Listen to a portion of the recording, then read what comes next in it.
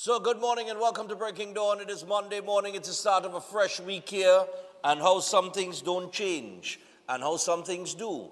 All right, we have two particular issues that we'll be talking about this morning as we say good morning to all of our regional viewers and everybody watching us internationally. Those of you on YouTube, Tego, Facebook, good morning to you guys. Angelo, little Angelo in Tobago.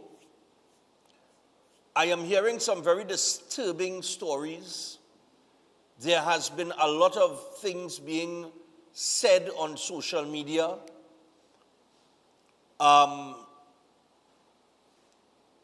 Very disturbing things. I know that the police currently have the mother and well, I can't say stepfather, but the mother and her man, not the child father, but her man or whoever it is, the boyfriend or whoever, Shannon something, Miller, I think is his name. I think they have both of them in custody. And they have them at separate locations questioning them. We're going to get into that story and get your calls and your thoughts on it because Tobago has been rocked by this. Trinidad has been rocked by this. There's a 2-year-old child that went missing. And we back at it this morning to deal with it. I think it was last week, Tuesday, gentlemen, when the story popped up because it was last week, Monday, that they reported that the child disappeared. And they said the thoughts were that the child walked out the house. And I said, just like Kimani in Point 14, there was something in that story too that has never rubbed me right and never will, because I do not believe still that a child could just walk out bare feet in the hot sun.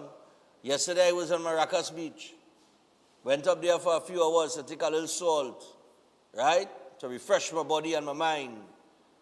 And I step onto the sand, and I had to, like hot coals, run across the dry sand to get to the wet part. You understand? To touch the water. You dig? And I saying to myself, this little 3-year-old child really run, walk all that distance bare feet in the hot sun, blazing concrete or dirt or wherever it is, to his death. You know what I mean? And if we don't treat with this, it's going to happen. It's going to continue to happen. It's going to continue to happen. Something, I tell it, we need closure. I see that Ian Allen, of course, has been in Tobago, and he has been doing his thing. We have a clip, courtesy, IAN News, where he had the two grandmothers, and they embraced each other, and things like that. I think they were at the Studley Park. Yeah, that's him there. Yeah, we could get Ian a little shine up. I mean, he's on the ground in Tobago, so he go get his flowers this morning. He's on the ball doing his thing. And of course, you're going to catch him on Crime Watch later at 6 p.m. But, you know, he was on the ground there speaking to the child father and the grandmother. And the other grandmother also was there, and the two of them embraced. It was a very emotional, very emotional. And that lady is hoping that this child is alive. And I'm saying at this point, we're 1 week later, we're 1 week down the road. And I do not know if that is going to be a possibility. And if it's not accepted soon, if the worst is not accepted soon, sooner than later, when it has to be accepted, it's going to be quite devastating. That lady feeling it, boy. I ain't lying. As I would imagine all of those who have a connection with the child would be also feeling it. Ian has done several interviews on this issue, and I see that Farley Augustine is outraged at the Nancy stories in Angelo case and is urging those with information to help the police, saying silence is unacceptable. No, not this one. The other one. He also said something is not right in the Angelo disappearance. But I'm talking about the headlines I sent for you this morning. Yeah, directly to you, the Monday headlines. So Farley is saying silence is unacceptable. And this is the whole thing. Chief Secretary Farley Augustine says Tobagonians are damn vexed over the Nancy stories being peddled in the disappearance of 2-year-old Angelo Tobias Plaza. It has been a week since the toddler was reported missing from his seaside home at Cambridge Trace in Goodwood. His mother, Khalifa Tobias, and her boyfriend, Shannon Miller, remained in police custody last night as police sought answers in the toddler's disappearance. During post-executive council media briefing on Thursday, Augustine said there were more questions than answers in the incident. However, in a Facebook post yesterday, the Tobago People's Party leader was more vociferous, saying he could no longer be diplomatic amid the unsettling situation, explaining that he could not sleep peacefully on Saturday night as Angelo was on his mind. Augustine said, quote, every mother, every father, every grandparent, every decent citizen feels the weight of this tragedy. He said the public is demanding accountability in the matter as something does not sit right with the national conscience. The disappearance has sparked a multi-agency response spanning land and sea. However, Angelo's mother does not believe her son drowned, saying he was afraid of the dark and of the sea. Augustine yesterday also said he found it hard to believe a 2-year-old would walk in the pitch black night through a ditch and obstacles into the ocean, a dirt track covered with fallen leaves, protruding roots and branches separate Angelo's home from the Atlantic Ocean. We'll get to that. We have a clip where one media representative from another media house did a walk from the actual house to the sea, right? And you all could be the judge. So that is one headline. I'll just get through some of these headlines because I really want to get onto the topic and take as many calls as possible this morning. Also, junior lawyer in DPP's office on staff shortage. He says nobody wants to be a prosecutor in 2026. Of course, over the weekend, there was a report where the DPP did say that, you have a staff shortage and it has to be addressed. Otherwise, all these moves that the Justice Minister and the new Chief Justice is making to kind of restructure the judiciary in a type of way that would speed up proceedings and clear the backlog, it's going to be failure if we do if they don't fill these vacancies at the DPP's office. And I want to agree with the DPP on that, but this staff shortage has been going on for a very long period of time now. So we'll see if this administration could solve that problem, as the last apparently could not, right? Amongst other things, that they failed to deal with. But we'll get to the rest of those things in time to come, right? So that's another story in the paper there. You have Penny calling out Kamla on NGC and Landmark TT. We'll get to that Landmark TT. I'm going to play you the entire clip of Saddam Hussein in Parliament on Friday. And then there is a simple question that we need to ask, just one simple question. But we'll get to that in hour number 2, right? Then you have the innovative bandits becoming a worry for Valsane residents. The innovative bandits. Like you know about them, boy? I hear you balling here. Or one of them ball here in the background there. Yeah, the innovative bandits, gentlemen. They worry Valsane residents as a dried riverbed is being used as cover for home invasions. Right? Director, right now in your neck of the woods, boy? Huh? No, I'm talking about these innovative bandits using this dry riverbed in Valsane. You ain't too far from Valsane? You know about that? All right. You know about that. Also, what else we have, boy? Justice Sipasad wants zones of support and safety to fight crime. I don't think I sent this headline, but let me take a read in it. Justice Frank Sipasad has called on citizens to create zones of support and safety, or ZOSAS, within homes and communities as part of a national response to crime.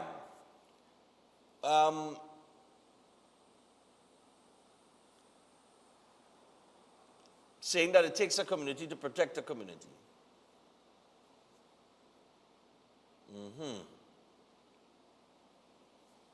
And he did reference the wider national debate on the ZOSO, which is the zones of special operation, right? He did say the initiative would demand a shift in mindset and behavior across society, and warned that silence in the face of crime could no longer be accepted. I agree with all of that, but it goes back to, he's rejecting violence in all of its forms, as everybody should, any law-abiding citizen. But it just goes back to say, he calling for a zone of support and safety to fight crime. But that is people creating these zones amongst themselves within their community. And like I said, I would support, and I would still support. I would have supported, I will support still, those zones of special operations. And particularly as it relates to phase 3 of that particular initiative, which is about the community development aspect. It's sad that some people couldn't see it for what it is. And the nonsense conversation started that eventually got us nowhere, right? So progress was being made, 42% reduction in crime, and, albeit when you're coming off the back of a year that was the worst, right? So, 2024, was the worst year, with 620-something murders. Some people have it as higher. I am working with the statistics from the Statista website that I use, and they say 624. Any reduction would seem, or any reduction would be progressive. But I do believe they would have gotten it down even more had they been able to go through with that ZOSO. Unfortunately, it wasn't so. And now, seeing Justice Frank Sipasad calling for zones of support and safety to fight crime, which is, like I said, a community-driven anti-crime initiative. I can't speak to that because law enforcement is law enforcement. You know what I mean? And I don't know how far the community could go in terms of protecting itself. All right, anyway, let me get back to Angelo, because that's the disturbing story this morning. And we're going to take a break and come back to it. But before we go to the break, let me just deal with Keoluk here. Right. So we have the Keoluk range of products, all backed by science. They got over 900 scientific research and clinical trials, and they are all made from the aged garlic extract. And we are talking about several products within this range, including the cleanse and digestion, the blood pressure health, the cholesterol health, the total heart health, and the circulation health. We also have the Keo Green Powder Drink Mix and the Keodophilus Probiotics. And the probiotics is formulated to support healthy digestive and immune systems. Now, you could pick up any one of these products at a pharmacy or a health store across the country. And for more information, you can WhatsApp 728-0338. That is 728-0338. That is Keoluk. And then we have Chef Shiraz. Big up Chef, and good morning to Chef. He was in studio on Friday. And Chef has all of his courses from now until August. So from the month of May, all the way through August, you have the baking and pastry, you have the food costing, restaurant and catering workshop, the international creative cuisine, the certificate in culinary arts, and you have 2 kids' summer cooking classes that will take place. Now, you can call Chef or WhatsApp him for more information, and that number is very easy. It is 372-4639 or 737-5097. Those are the numbers to call, and you could give him a call and get yourself registered for one of these courses, all right? If not, maybe 2, depending on whichever ones you're interested in. So with that, we're going to take the first break this morning. When we return from that break, we're going to get into this topic with Angelo, little baby Angelo, who, boy, it's sad. And I do not know at this point what the outcome will be. Well, I mean, I kind of leaning towards one outcome, which is not going to be, you know, a happy outcome. And one that, you know, I don't think the family is even ready for that type of outcome. But I am still hoping and praying that there is another, you know, end to this story, and that it is a happily kind of happily ever after end. But I don't know, boy. It's a whole week now on the searching Tobago. Tobago is not a big island, right? Tobago is a small island, and we're talking about an area, you know, that, I mean, they should have found something at this point in time. Huh? Yeah, I mean, I would have thought, you know, I know that, yeah, what did they find? All right, we're going to the break.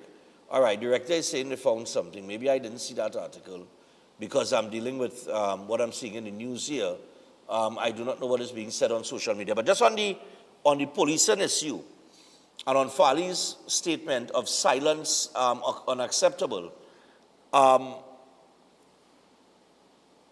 there is a social media personality that was giving information on this incident, saying that they have text message, WhatsApp message, and all kind of thing on the phone. But they go on to social media to talk about it. But they go to the police with the damn thing. If you know you have information, solid information, right? Why are you taking that to social media? You understand what I'm saying? Go to the police with it. Now, I don't know if she did go to the police with it, but I'm just saying, go to the police with it and let that be that. You don't have to go on social media and go and put all this information in the public space to get people, and this is what I can't take, you know. That's why I can't take, you know, with social media. It's not everything is for social media. You could go and vent on social media and wherever. Me have a problem with that. But when it comes to matters like this, I do not think that social media is the place that you go to express it when you have information coming to you. You take that and you go to the police with that. Anyway, we'll be back after the break, and when we come back from the break, we will take a look at the distance from the house to the ocean. We will take a listen to what the grandmother was saying there in the interview with Ian Allen. And we're going to open the phone line and take your calls and your comments on this issue when we come back. Stay tuned. We'll be back after this.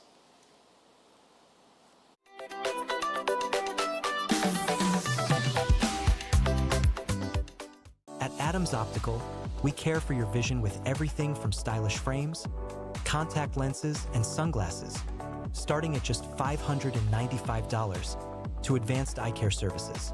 We also diagnose and manage conditions like glaucoma and cataracts with our in-house ophthalmologist. Additional services include OCT, VFT, and cataract surgeries. Visit us at San Fernando, Chaguanas, or Rio Claro.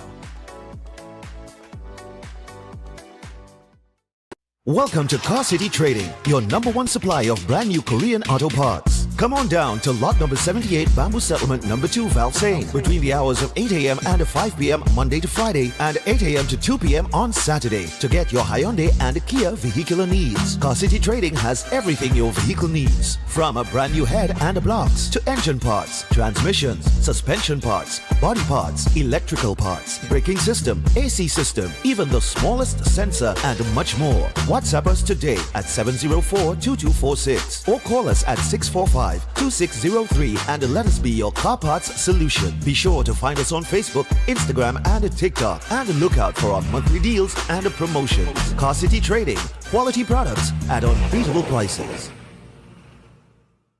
Feeling distance in your relationship or sensing someone interfering between you and your partner? Connect with Pandit Anirudh, known for powerful and result-oriented love solutions. His effective love spells have helped many reunite with lost partners. If you face family conflict, marriage issues, negativity, or financial stress, his strong mantras bring quick relief. Know what lies ahead in your love life and future through powerful astrology readings. Many lives have changed. Now it's your turn. Contact +1 868 278 0399. Every day at the castle, long before we open our doors, our work begins. Our famous seasonings are mixed in advance. We select our fresh chicken parts and prep our delicious sides. Then we fire up the fryers and rotisserie oven. Everything is made with tasty local herbs, spices, and the same long-loved recipe since 1968. So, when you come in, remember that we uphold our culture and our taste just for you. We are your Royal Castle. You will not deny that this is the maddest place on earth, and we go shout from the top of the mountains. This is the greatest place, our great escape, my favorite space, the maddest place on earth. Would you believe me when I tell you? Better you come and take a sample. A little bit is still a lot to handle, but you can find no other example.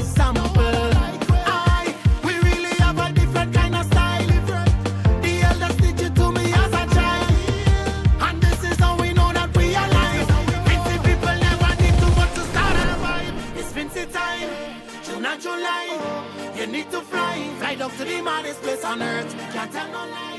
Air conditioning problems? Then look no further. A&K Air Conditioning Supplies offers you an easy solution for all your automotive, commercial, and domestic air conditioning needs. With 2 convenient locations to serve you, A&K Air Conditioning Supplies offers you an extensive range of parts and services, including pressure test kits, refrigerator parts, front and rear evaporators for maxi taxis. They also cater for both foreign and local automobile models like Kia, Hyundai, Honda, Nissan, and more. So pay them a visit today at either of their 2 locations. Number 36 Alfonso Street, Sangre Grande. Phone 784-2707 or 386-5700. And number 133 Corner Roland Street and Bonaventure Main Road, Gasparillo. Phone 312-2245 or 782-9720. Astrologer Mohit Ji is known for providing insightful astrology guidance for complex life situations, dealing with love confusion, delayed marriage, partner distancing, or serious relationship breakdowns. His approach focuses on understanding the root cause and guiding you toward the right path. If financial instability or business setbacks are affecting you, his spiritual remedies may support positive change. With psychic reading, horoscope analysis, and palm insights, he offers practical clarity. His services also include protection from negative energies and removal of bad luck. Call at +1 868 334 2796.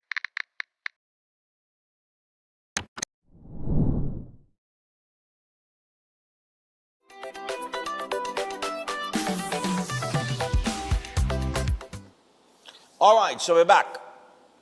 Well, the director informed me of what he was telling me they found, but I already knew that. I was coming back to actually talk about that. Right, but we'll get into that. So we know that all the information that has been revealed now has led to a search at Studley Park, right, the Studley Park dump, which is currently taking place. Now, before that, Liz Williams did a walk from the house to the sea. Just run that clip for me.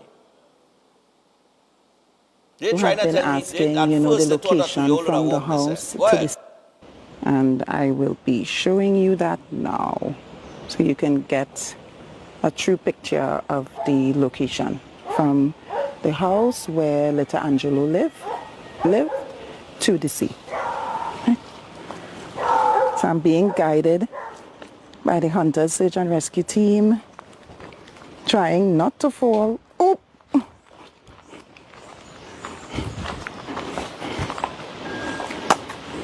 And you go in front.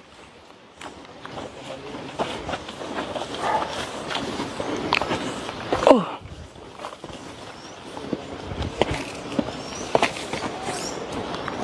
All right, you need to...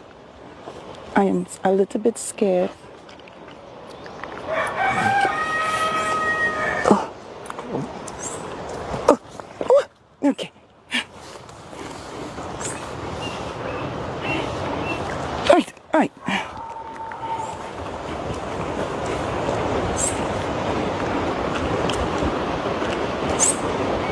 Oh. Right. Right. So this is from the house, you guys.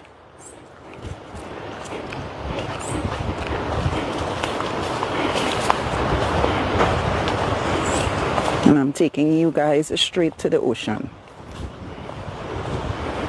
Oops.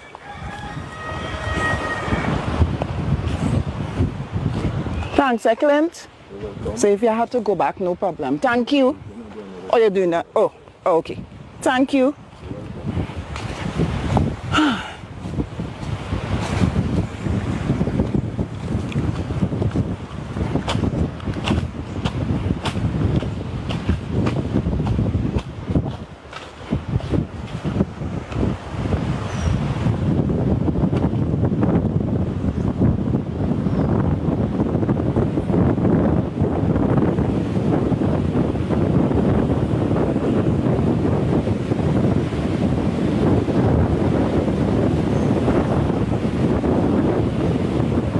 Right, and this is the ocean here.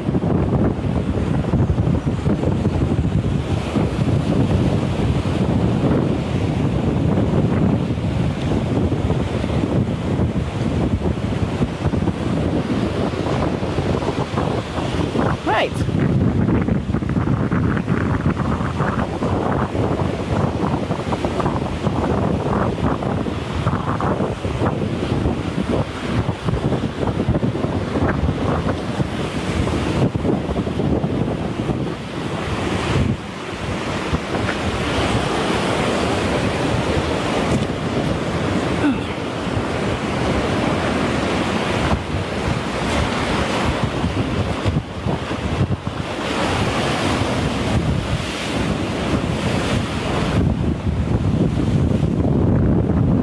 So I know many of you have been asking, you know... 6:30.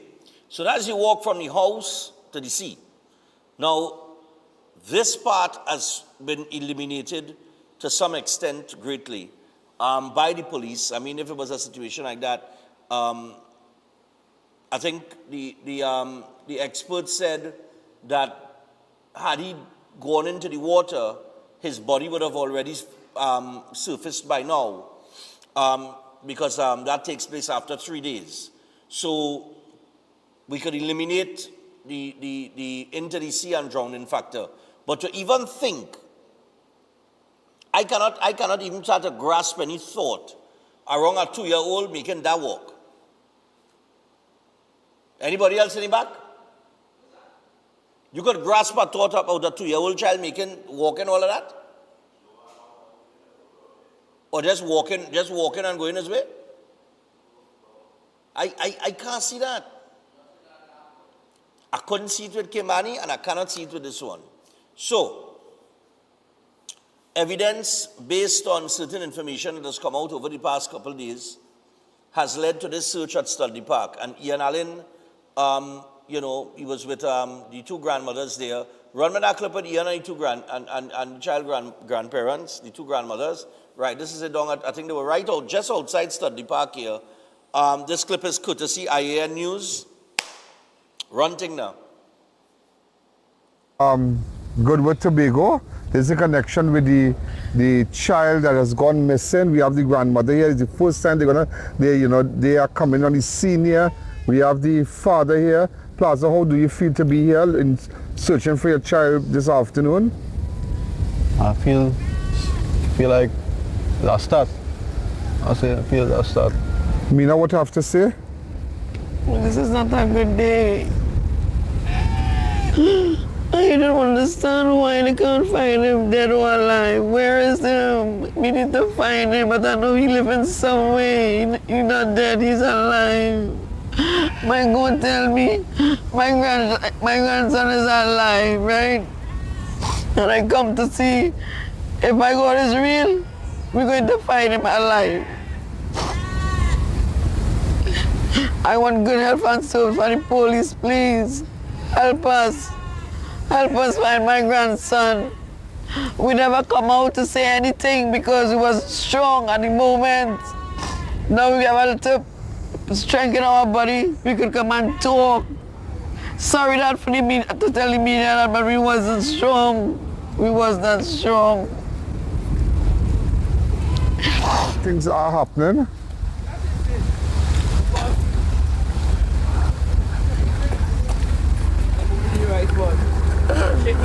Yeah.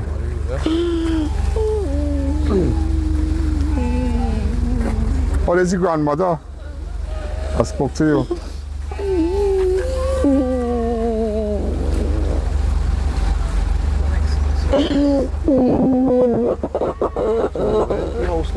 Mama is alive. Mama not dead. Mama is alive. Yeah. Grandma, what's happening back? What's happening so far? We're not sure. You found something? No. But according to the area, they look. All right. So I'm going to go to the phone lines and get your thoughts on this. And these calls will take us up to 7 o'clock. We'll try to take as many calls as possible on this issue with this child that went missing here and all of the mystery behind it. And I got to say, it is, it pains me to hear that lady, the grandmother. You know what I mean? Because she's still hoping, eh? Anyway. Morning. Well, all right, that one. Don't hang up on your call, you know. All right, 327-7400. We're talking about this incident in Tobago with this child, baby Angelo Tobias Plaza, who went missing last week. The search is on at Studley Park, the Studley Park dump, as of weekend, as of yesterday. Hello, good morning. Good morning, go ahead, share thoughts.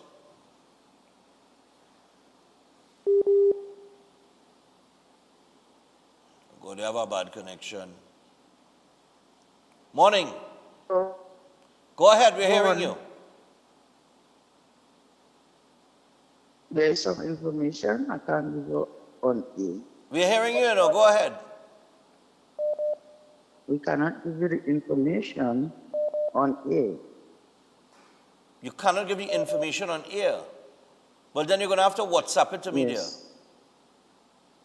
You're going to have to type a message on WhatsApp me because there's no other way for me to take the call. And that is the reason why people giving Ian and this lady from Trinidad. Uh-huh. Okay. All right. But send me a WhatsApp message now. WhatsApp it to me. Hello, good morning. Morning. Morning to you, Mr. Stefan. Yeah, man, go ahead. Yeah, Mr. Stefan, sometimes you don't know your child, you know. Sometimes that child could be a special child who put on the father 2 shoes and make it into a boat and have a piece of sponge, clean up the oil spill in the Gulf of Paria, right? Maybe they know that the kind of child they have. And if they don't have that kind of child, Well, the problem remains right in the house because it's from right there, everything happens. So the parents must know, I ain't say supposed to know, they must know what takes place with the child unless the child is a special child and the clean up the oil spill right now in the Gulf of Paria. Thank you, Mr. Stefan. All right, no problem. I understand what you're trying to say there. You're trying to say sometimes you don't know what your child is capable of. Morning. Hello. And that's a short story. Sorry, yeah. Yeah, go ahead. That sound comical what you were saying, right? But Stefan, the reality of this situation, right? Number one, this lady, Plaza, right? Well, her son, he is about 19, have a child, right? The child living nowhere, so to speak, now that we saw the house, right? And now you're coming to, well, there is crying, dramatics, but no tears. You left that child over there. You know, it's one of the ills of society. And whilst I'm disappointed in the investigation, I mean, I trust the senior for Tobago, Rishi Singh, and something will happen because obviously the child didn't drown. We know that. We can cross that out. And, you know, it starts from somewhere, as I said. You leave your grandson there, and now you're going to cry. There was nowhere to leave your grandson. Remember, hold on. Let me just say they leave the grandson there. Because as I recall, the child father was saying that he has been denied seeing his son for a while. I think I saw that in one of the stories where they denied him. Well, maybe the child mother or whomever denied him seeing his son. Right. And there are sometimes when that happens, you can exhaust a lot of different avenues, yeah. You know, court, everything. Right. And sometimes it's frustrating, and sometimes you don't get through, and then you have to accept it as what it is. So I wouldn't say that they left the little boy there. You know what I mean? Well, not literally, but probably figuratively. But you see, that I said is one of the ills of society, children making children, and they cannot afford to take care of them and so on. You know, there was obviously a breakup soon after the child was born and stuff. And God alone knows what that child was going through. But I mean, I trust in the police. They're slow but sure, homicide and so on. You know, if it turns out to be that, and I know that it will, you know, it will be solved pretty soon. All right. Take care. No problem. Yeah. On that note, though, there is this thing where, you know, I don't know if in the whole issue with them separating and the whole custody of who getting the child, I do not know if they went to court and it was established that the mother keep the child. But then again, you know, the courts have a way that they always favor the woman over the man in terms of child custody. Morning. Good morning, Stefan. How you going, man? Yeah, what's Stefan, up, man? Go ahead. I want to be so raw as the lady just called here, but you know, it's unfortunate that society just have to learn from situations like this. Yeah. In the type of decision that we make and the responsibility of growing up and knowing what is right and what is wrong and all kind of thing. The situation is already there. It seems like it's not kidnapping. It seems like it's not a drowning, trafficking or anything. It seems like we expecting the worst if ever the body is found because it looked like it's a recovery for our body. You understand? So right. The outcome don't look like it could be anything pleasant for the society and everybody who concerned about this thing. But like I say, this is an unfortunate situation that we just have to learn from, that the type of responsibility at 19 years, you going to just bring a child into that world where taking care and responsibility, you can take care of your own self. You could see that the three people that involved in this scenario could hardly even maintain their own self, but they decide to bring a child into the world, into the society, and it's unfortunate that this is the outcome, and it happens in in a lot of situations. Right as we speak, a lot of people is going through situations where the children is suffering, and they are being like dance around in this corner, that corner, this mother gonna have it, that grandmother gonna have it, and thing. And then now we end up with children growing up without any type of love and care, and and this is what contributes to a lot of what is happening right now in our society.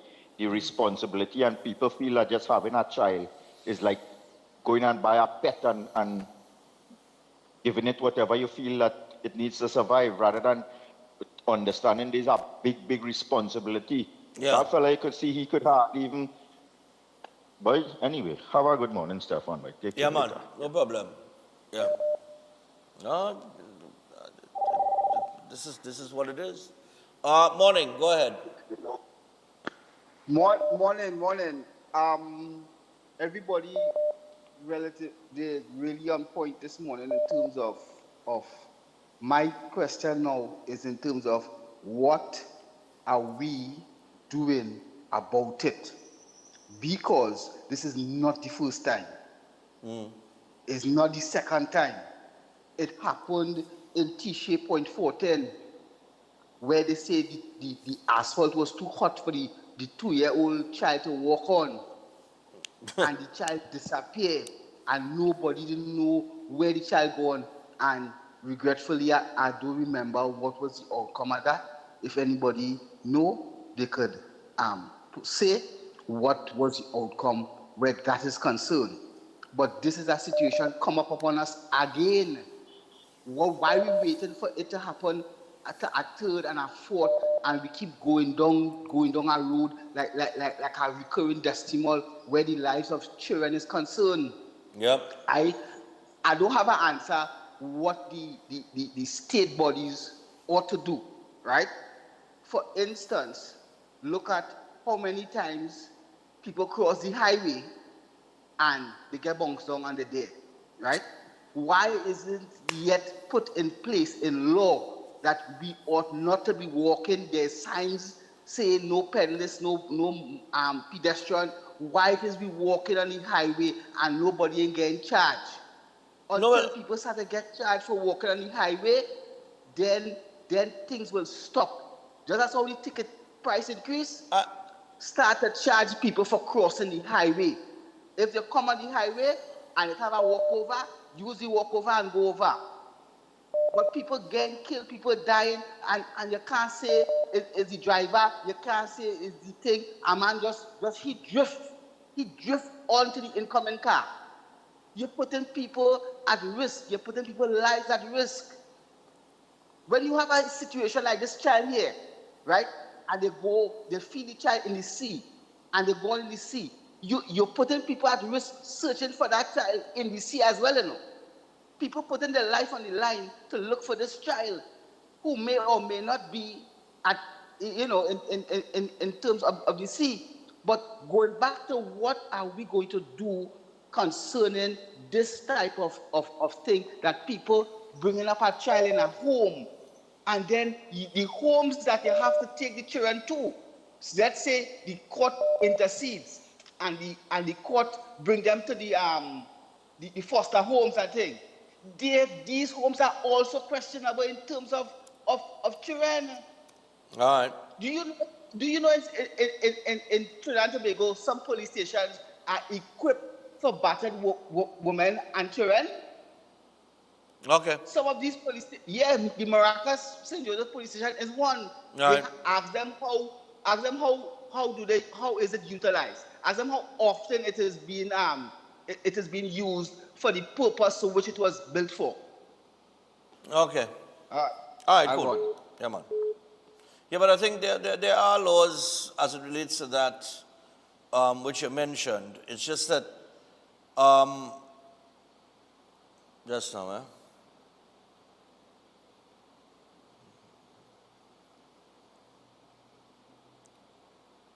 yeah, that's true. Yeah. Let me just get back to this. In terms of, jaywalking is I mean, it's on the books. It's the enforcement of the laws that don't happen. And yes, a lot of people, they refuse to use the walkover. They try to run across the highway. They continuously. We see people getting bounced down, dying, things like that. I mean, you could create the laws, but the people have to change their mentality towards it. Morning. A very, very good morning to you, Stefan. Yeah, towards your approach to certain things, Yeah, go ahead. Your safety and my safety, that is our responsibility. Right. 1. 2. And I just want to say this, and I'm done. It's a sad thing about the child. There's a lot of questions to be answered. This thing is sounding right, and I hope people be held accountable and brought to justice. But finally, what happened to the Judy Jones report? Why this government is not making that public? All the best of it. Yeah. What about the Robert Sabga report? All of that too. These are reports that specifically spoke to the abuse of children at these specific homes that are meant to be places where these children should be safe, and it spoke to abuse. It had a clip with Boxo Potts with his program in the ring, and he was speaking to Robert Sabga, and Robert Sabga said some things in that clip that, boy, look, let me not even go down that road now. Morning. Morning. Let me not even go down that road. Morning. Whatever the outcome of this, whether the child is found alive or the opposite end of it, there is no future planning. There has never been any for domestic violence, whether for children, wives, or anything of the sort. There are no real foster homes existing, and the people who are responsible for childcare from a national level has not come with a plan for any safety for children at any level, also for women and all too.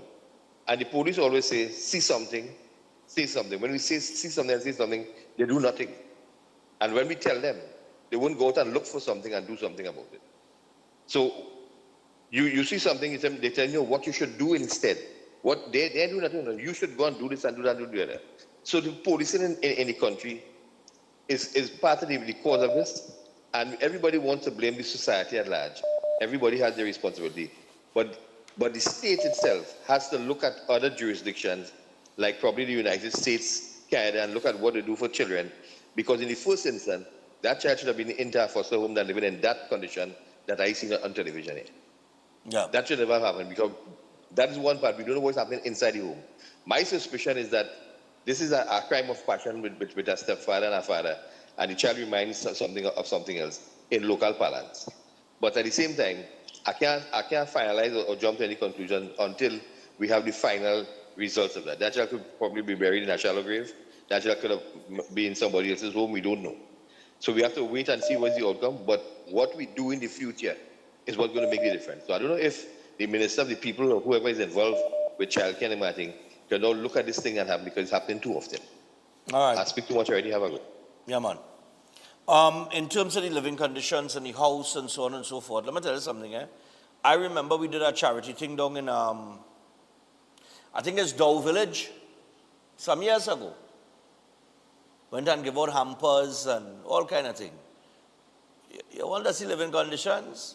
Go into some of those areas and see the little, I don't even want to call it a village, but these little shanty kind of tongue areas that have been, that people just put up. Listen, it's horrible. And if you see how much children was in the area, morning. Morning, Stephen. Yeah, what's up? Morning, Stephen. Yeah, go ahead. What's up? Yeah, all right. Morning. Let me look at it from another angle, right? You are missing your car. I am being questioned for the disappearance of your car. And I told the person who is investigated, but Chris tell me he see it parked up down by Adam Smith Square. Right. You wouldn't go to Chris to verify he say that and ask for a little more details? Of course. Right. So the mother, when the was questioning the mother, she said somebody living lower down saw the child walking and crying towards the beach. Did anybody go to that person to confirm that he said that and get more details as to why he didn't stop the child or anything? Exactly, because they ought to have questioned that person, because the first question would be, well, if you saw the child unattended, crying, bawling, walking towards the sea, why you didn't come out and stop the child and take the child and hold the child and carry the child back to the mother? Because so that's the obvious question to ask there. Yeah, if the person never said that, then you know what we're talking about, oh. All right. Yeah. All right, cool. I understand the point you're making. Yeah. 327-7400. I'm going to go again. Hello, good morning. Morning. Hello? Yeah, morning. Hello, Go ahead. Stefan. Good morning. Morning. Stefan, in connection with what the lady before said, your grandmother from Trinidad said that the girl was living by her, you know, with the baby, and then she and the boy fall out and she left. But the grandmother also said that she does be sending things to Tobago for the child. Right. Right? So it's not a neglect on, even though the boy and she not getting along, or she restricting the visitation of the boy, the grandmother was still trying. Yeah. Right? But there is only the so grandmother much. said he and she had a good relationship. As any good grandmother, you would try to assist your grandchild. That's your grandchild. And also, Yeah. they had her mother, the girl mother is in Tobago. She's from Tobago, she's living in Tobago. So she, instead of blaming the Trinidad people, the Tobago grandmother lived in Tobago and she was closer to them or the situation than the ones in Trinidad. Right. Right? Yeah, understood. So, yeah, a lot of No, people... I wouldn't, I mean, look. Have a lot of teenage pregnancy, people have children young and whatever. It has been going on from time immemorial. But yeah. Most grandmothers do try to assist. So Yeah. I wouldn't fault the boy and his mother in any way Right. in this situation. Yeah. Okay? All right, no problem. Yeah. But I think that's the same thing I was trying to explain, is that, you know, I wouldn't put it on them, because things happen in a relationship, right? And unfortunately, when a child is involved, the child is often the victim. Not to this extent, but the victim of the separation in terms of being separated from either parent at any given point in time. I come from a house where my mother and my father divorced when I was 11. And my sister and I, you know, we grew up by our grandparents, Frankie and Margie Ragunat, 6th Avenue by Ontario. That's where I grew up with all my cousins, everybody. And my mother and my father used to visit and that kind of thing. And, you know, but things happen in life that you do not expect will happen. Morning. And then, you know, you got to do what... Morning. You got to do what you got to do at that point in time, which is live your life. You know what I mean? Morning. And apply certain things, especially when you have children. Yeah. You have to make adjustments. Go ahead.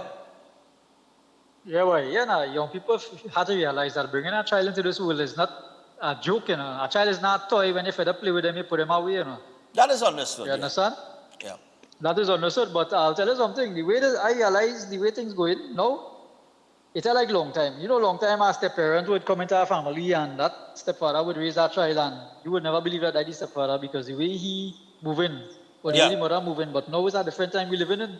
Exactly. If you watch outside the Arriva Magistrate Court at any point in time, a lot of young girls with babies looking like less than a year old by that court waiting to talk to the GP to find out about maintenance, you know. Yeah. And then our next thing too is I realize we went to hell in a handbasket when you have mothers want to dress up like daughters to go partying, or fathers and son by the rum shop drinking rum and knocking bottles together. It must have a separation, parent, child. You cannot be a child friend. Right. Understood. Right, but But every day that pass by, that day I get this child, it's looking good enough. That's not looking good at all. Yeah. But it's a sad state of affairs. But I don't know what to say now, boy. I really know what to say. All right. Yeah, man. Well, just on the note of I gotta go to the break. But just on that note there with parents, going to a party with the children and maybe a father and a son sit down in the rum shop, taking a drink together. My father and I had a very, very close relationship, and oftentimes I used to be like my father tail, I used to be all behind my father anywhere he go. When I was smoking, if I need a cigarette, sometimes I just go and ask if daddy has a cigarette, and you know what I mean. And that's how it used to be with me and my father when I was a smoker. And I turned out to be fine, and we had a terrific relationship. There was of course, the separation and the respect of that's my father and not my partner. But my father used to treat me like, me and my father go down like not only father and son, but as that was my best friend. You know what I mean? If I'm in problems and things, I feel comfortable going to my father because he understood me and I understood him, and so on and so forth. So, those type of relationships, yes, while it might seem like that shouldn't be, or that's irresponsible parenting, sometimes that works out to be very effective, right? In my case, I could speak to that. You understand? And I know other people too who grew up very close to their father, daughters that grew up very close to their mother, and turned out to be fine. And the thing is, when you grow up that close to your parent, you tend to look, you tend to have enough confidence and comfort to go with them, to go to them with your problems. So you wouldn't go to, people, children like to go to everybody else except their parents, some of them. And I think it's because of that distance now, that arm length that people apply, that I am the parent, you are the child. So they feel comfortable going to other people and they get bad advice from other people and, take the wrong path and that kind of thing. But in the instance and the parenting that I had, I was very comfortable going to my father for any kind of advice. I would go to him first before I go to anybody else, Not that I used to listen, but sometimes I don't listen, and he used to come back and say, see what I tell you, you know what I mean? But so it is, in terms of bringing a child into the world and so on and so forth, some people plan it, some people don't. I stated my reason for not having any children thus far. I stand by that. That's just me. Not everybody is like me or thinks like me, and that is understandable.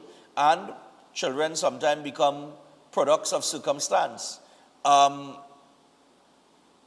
sometimes those circumstances are bad ones. All right? But it is what it is because life has many tears to it. And when I say tears, I mean, it's a double entendre. But hopefully some closure comes to this situation with this 2-year-old child, Angelo, very soon. Because the longer this goes, it's just the more grief and trauma and everything that the grandparents, the parents, everybody had to go through. The nation on the whole. Everybody should be paying attention to this. All right? So we take the break. When we come back from the break, Landmark TT, Saddam Hussein, Parliament, Friday. And boy, did he lay it out. Stay tuned.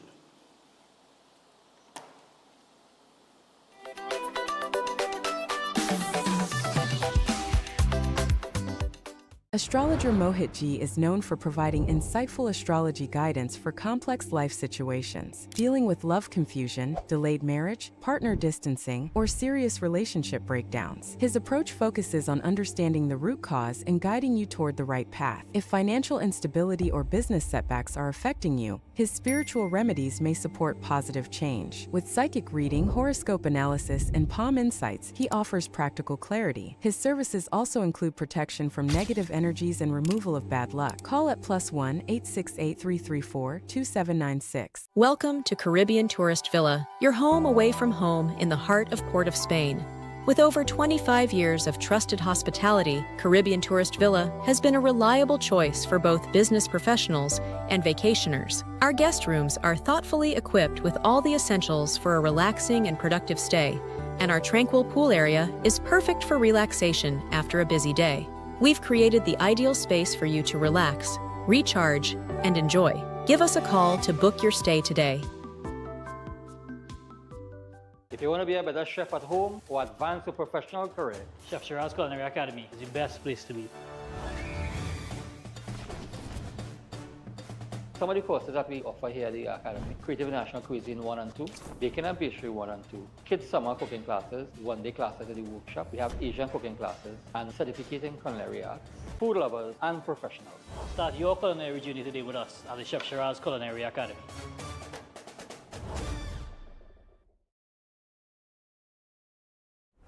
Why just manage disease when you can reverse it? At Setwaya's Holistic Health Clinic, we don't just mask symptoms, we focus on reversing illness naturally. Imagine freedom from medications and the cycle of dependence. Our approach dives deep into uncovering root causes without herbs, tonics, or medications. From diabetes and heart disease to mental health, obesity, and more, our personalized care is transforming lives. Ready to begin? Book your consultation today, either in our San Fernando office or online. Call or WhatsApp 279-3935 or 761-1952. Your health journey starts now at Setwayo's Holistic Health Clinic, where transformation is within reach. Eden Heights Clinic is one of the most advanced state-of-the-art alternative clinics in the Caribbean.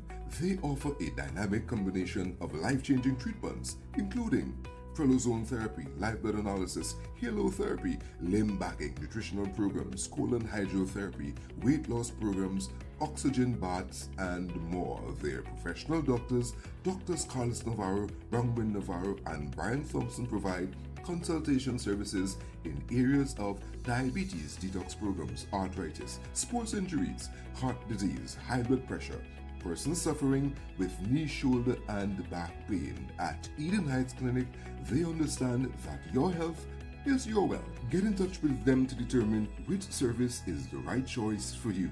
Visit them at any one of their 3 locations: at 13 Montague Avenue, Twin City, at 41 Ramsaran Street, Shoguanas, or give them a call at 640-8985 or 613-7571, or send them a WhatsApp to 493-9196. Eden Heights Clinic is your right choice. At Adams Optical, we care for your vision with everything from stylish frames, contact lenses, and sunglasses, starting at just $595, to advanced eye care services.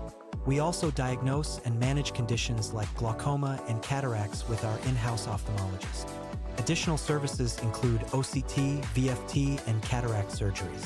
Visit us at San Fernando, Chaguanas, or Rio Claro.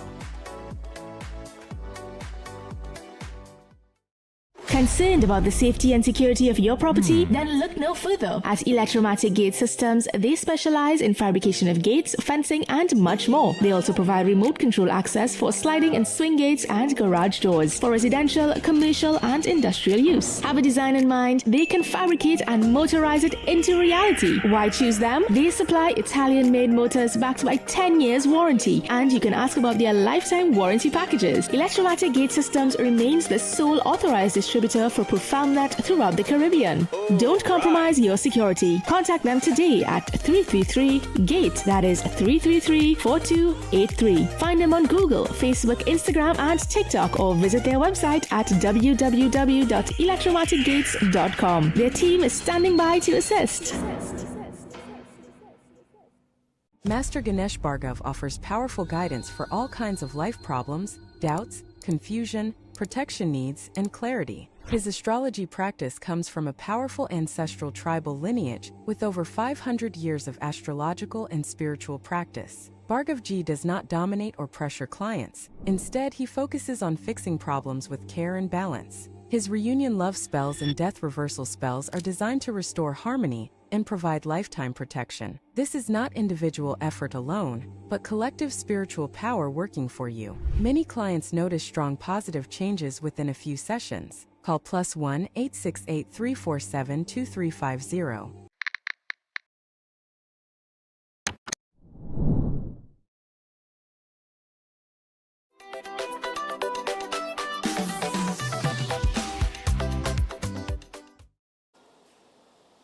All right, people, we're back. Hour number 2. And as we proceed, let me just remind you about SET Viola Board, because SET has the Holistic Health Clinic, and it is powered by nutritional therapy. All right? Yes, gentlemen? And SET will be on tomorrow. We have Eat Nights coming up a little bit later in this hour at 7:35. We're at 7:07. But on SET Viola's Holistic Health Clinic, it's very simple. Don't manage our disease. You have the opportunity to reverse it. And everything is done through nutrition. Drug-free, supplement-free, root cause healing. And you can give him a call now, 279-3935 or 761-1952. So make sure, give SET a call and, get yourself organized. Book an appointment today, and you can check out his book as well. You Are Not Sick, You Are Malnourished. It is a terrific read for those of you who need information. And you can get it at all RIK bookstores, Nelson's and Tobago, Amazon, or by calling SET on those very numbers on the screen and saying, hey, SET, I'm interested in reading your book. All right? So check him out. All right. So this whole landmark TT issue, right? And these contracts and the OPR investigation and everything that's going on into this HEC matter has been at the forefront of many discussions. And I was looking at it over the weekend, and I'm very confused. And then I went to Parliament, and I listened to Saddam Hussein as he laid out everything in Parliament as it relates to that particular issue with Landmark TT. Why it was created, the ins and outs of the type of arrangements that have been made in terms of providing this housing, right? And I listened to what he said, and then I remember reading other things in other articles, just one last week, on the article by Mark Bassant, where at the very end it said that all companies, a check done, right? They did a check.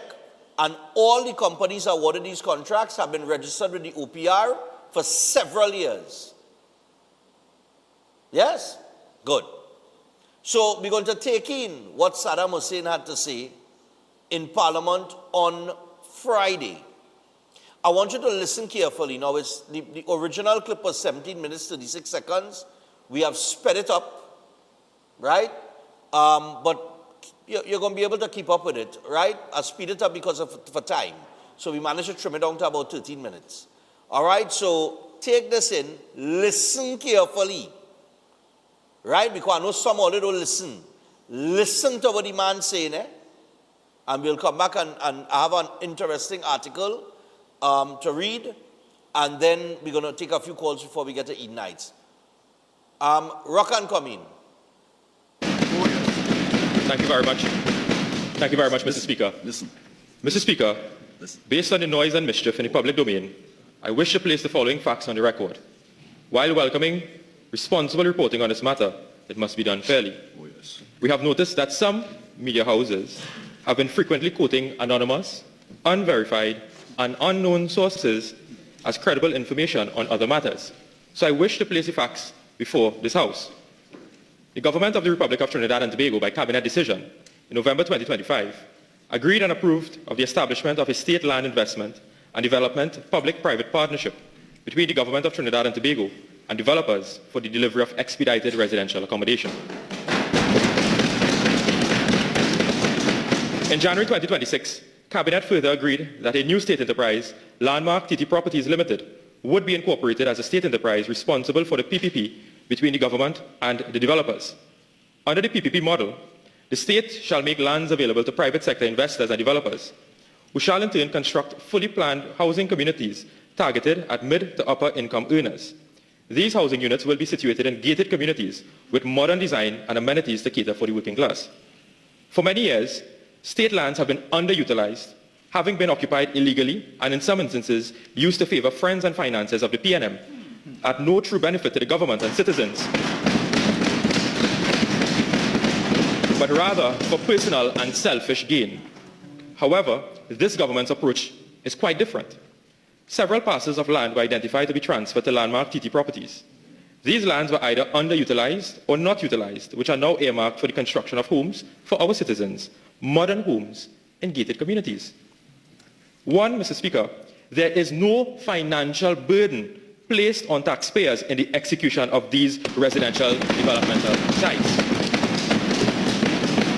Two, the government continues to innovatively address the housing demand across Trinidad and Tobago. Three, the government receives revenue for the fair value consideration of the previously unused and underutilized state lands. Four, increased contribution to the gross domestic product in the housing sector and stimulation of the construction sector, generating demands for raw materials in the construction sector. And five, the creation of tangible employment opportunities by stimulating the construction sector demand, such as contractors, hardware suppliers, skilled and unskilled labor. Mr. Speaker, the state is not required to seek financing for any of these housing projects, as no public funds will be used for the construction of those houses.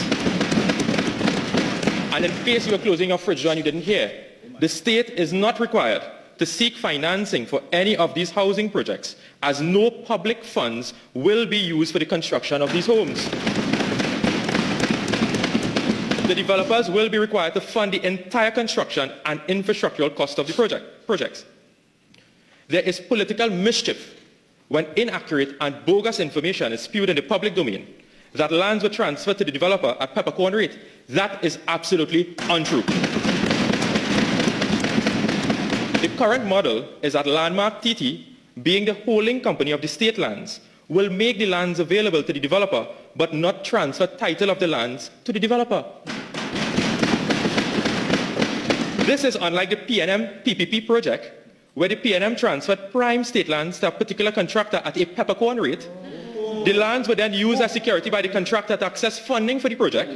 The said contractor approached a state bank using state lands as security. The state is now required to pay the contractor the sum of $400 million for the building that the Ministry of Health occupies. That contractor is NH International. Emil Elias, a personal friend of Keith Rowley, who is before the courts for sexual offenses of minors. That is governance PNM style. That's a fact. Under our PPP model, I reiterate, no state lands were transferred to any developer. The developer has to get their own financing.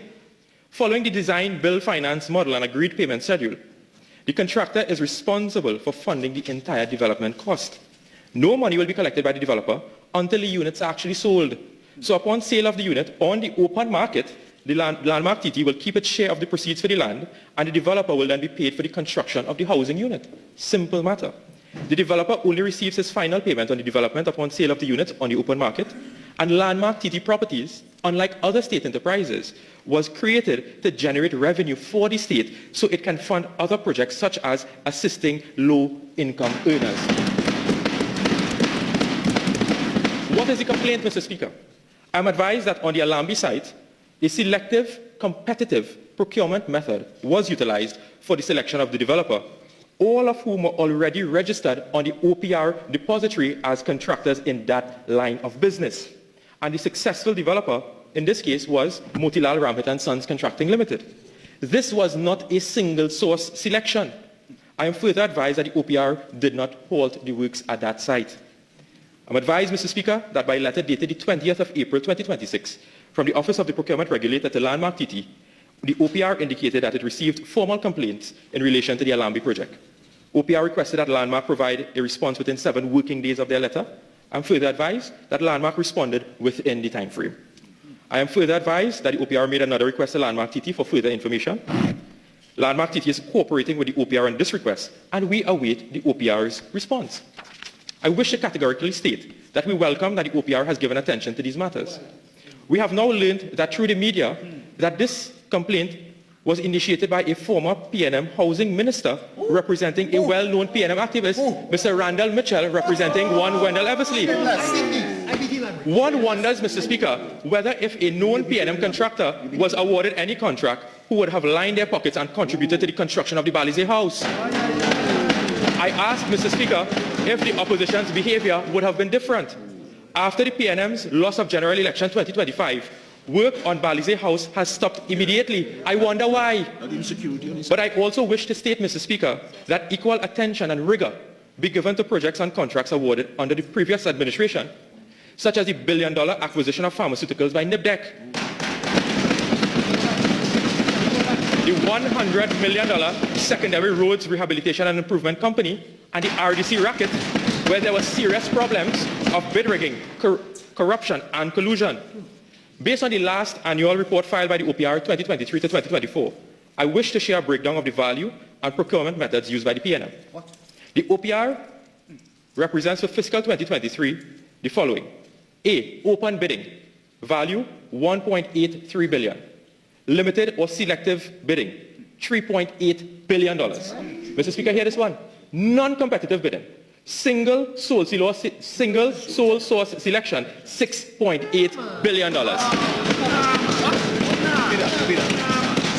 Non-competitive, single sole source selection, hand-picked contracts, $6.8 billion. The PNM was in power at that time. And Mr. Speaker, $0.69 billion, they did not specify which procurement method that they used. However, Mr. Speaker, I can inform you of a sole select, non-competitive award that was issued under the former PNM administration. In October 2019, the PNM appointed HDC awarded a contract for the construction of approximately 110 townhouses in Terrestrial in the sum of $72 million, which was based on a sole select basis. Sole select, hand-picked contract to build houses at Terrestrial for $72 million. Mr. Speaker, I wish to inform you that the contract was awarded to Ricky Ragunanan Construction Limited. What is extremely alarming is that the board agreed to the award in principle. I don't understand, Mr. Speaker, what in principle means. The entire housing project has collapsed under corruption. Mr. Speaker, after the construction of the units at Terrestrial, CEP found multiple flaws and glaring infrastructural issues with the townhouses. The technical report found that there was no steel in the decking and other parts of the units. Further, the ring beam of the units, which is used to secure the roof, did not have steel to tie the roof to the unit. As such, not a single unit could have been occupied. A recommendation was given to either repair it or demolish it. Ricky Ragunanan is known famously in the tent business and not the construction business. So the former administration hired a tent man to build HGC houses by sole select, no competition. This happened under the watch of the PNM. Additionally, 12 HGC contracts amounting to over $60 million were awarded on the eve of general election 2025 via selective and single source procurement method. Of the 12 contracts, Mr. Speaker, the biggest one contract was issued via sole select in the sum of $34 million for Bon Air North. $34 million sole select on the eve of the general election by the former HGC board. Mr. Speaker, I move to the LSA. The LSA under the previous PNM administration administered the Housing Village Improvement Program. Under the HVIP, 972 starter homes were built. Of the 972 contracts awarded, 948 of those housing contracts in the value of $142 million were done via sole select. No competition, sole select, hand-picked contracts. 948 hand-picked contracts in the value of $142 million. Mr. Speaker, many of those homes that were built, 90% I'm told, were constructed in PNM-held constituencies, and they focus on two particular constituencies, those of Moruga Tableland and San Fernando West, and I'm happy to report those seats came home to United National Congress.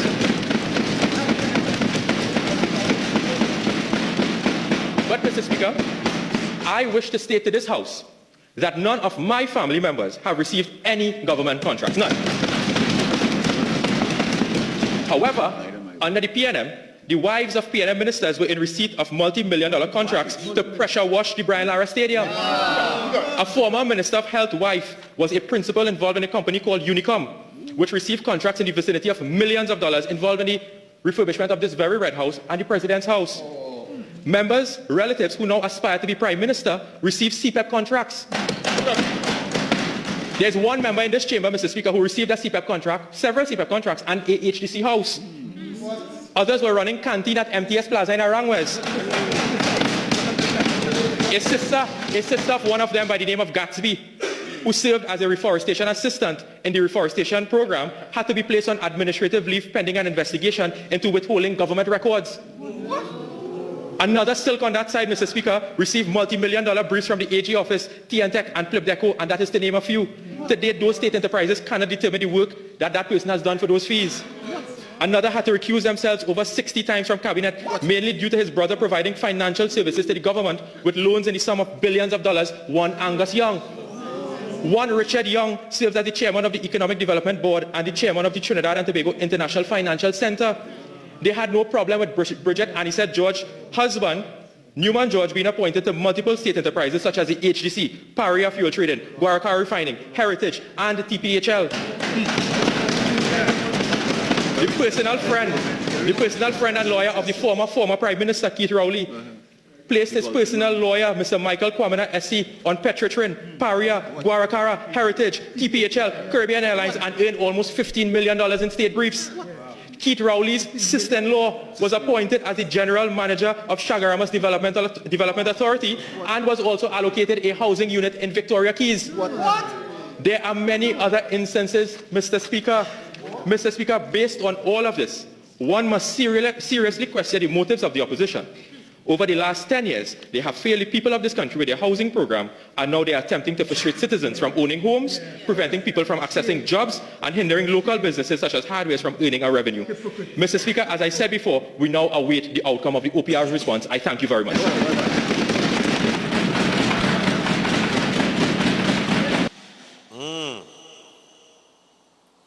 That's Saddam laying it out in the Parliament there on Friday.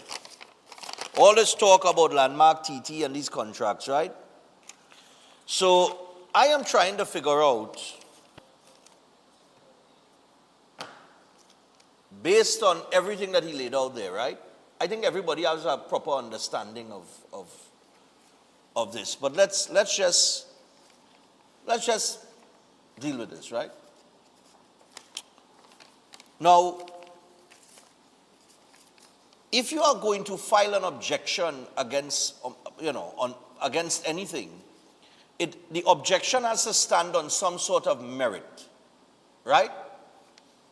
So the opposition has launched this objection to these contracts. Now, it's all well and good to question anything and ask for accountability. However, there seemed to be no accountability to the tune of $6.8 billion of contracts that were handed out by the previous administration. You see what I tell all you? They have no credibility where I'm concerned, and it's a hypocrisy, right? Handpick people, $6.8 billion contract in handpick, No process, no proper procurement process, nothing through the OPR, right? All of a sudden now, they know it have a OPR. Okay, fine. So there are different types of processes in bidding. Of course, you have open bidding, you have limited or selective bidding, things like that. And you have sole source or sole select and single source, right? Now, putting all of that aside, and as Saddam wound up there, he sought to put on the table all of the awarding of contracts without proper process, with just handpicking people that happened under the last administration. That is fair game. Because if you're going to point a finger at me, I could point it back at you, right? Especially when I know that I'm going through the right process. So I'm trying to figure out. The government is trying to build 37 or so hundred houses, right? that would serve 3,700 families. It would provide housing for 3,700 families. And we know that the HEC has a list of applications that in the 200,000s.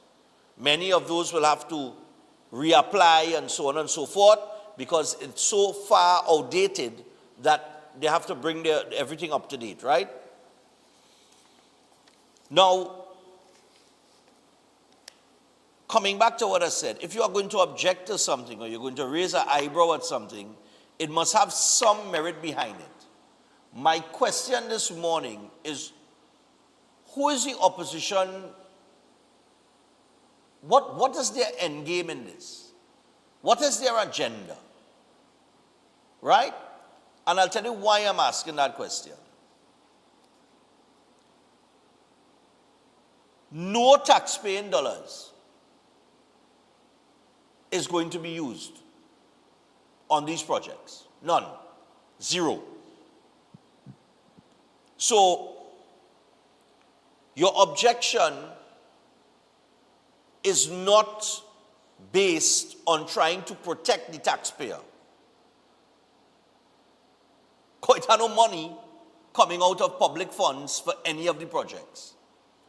So therefore, you are not launching an objection or calling for accountability to safeguard or protect the taxpayer because it had no money coming from the taxpayer on these projects. Right? Good. So that gone in the dustbin.